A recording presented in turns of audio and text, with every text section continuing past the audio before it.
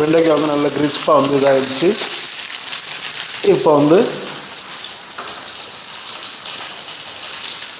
இதில் வந்து என்னெல்லாம் இருக்குதுன்னு பார்த்தீங்கன்னா, கொஞ்சம் இப்போ சரிஞ்சுது இருக்குது.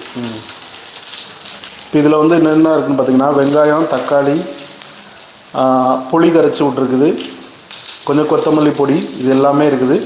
ஸோ இதெல்லாம் போட்டு ரெடியாக வச்சிட்டோம், ரெடிமேடாக வந்து அடுப்பில் வச்சுட்டோம். இதில் வந்து கொஞ்சமாக வந்து நம்ம ஆயில் வந்து கொடுக்கணும். நல்லெண்ணெய் இருந்தால் நல்லாயிருக்கும், ஆனால் என்கிட்ட வந்து கடலெண்ணெய் தான் இருக்குது. ஸோ அதனால் வந்து நான் வந்து கடலெண்ணெய் தான் ஊற்ற போகிறேன். கொஞ்சோண்டு இப்படி லைட்டாக வந்து மேலே வந்து இப்படி ஊற்றிட்டிங்கன்னா ரொம்ப நல்லது. ஏன்னா அந்த பொங்கி ரொம்ப இதாக வராமல் இருக்கும். ஸோ இதில் வந்து நம்ம கொஞ்சோண்டு காயப்பொடி போடலாம்.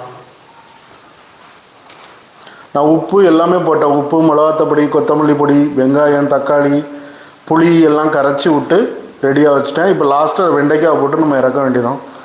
இப்போ இது வந்து நல்லா கொதிச்சுக்கிட்டு இருக்குது. நம்ம இப்போ வந்து கொஞ்சோண்டு காயப்பொடி போட்டிருக்கோம், அவ்வளோதான். இது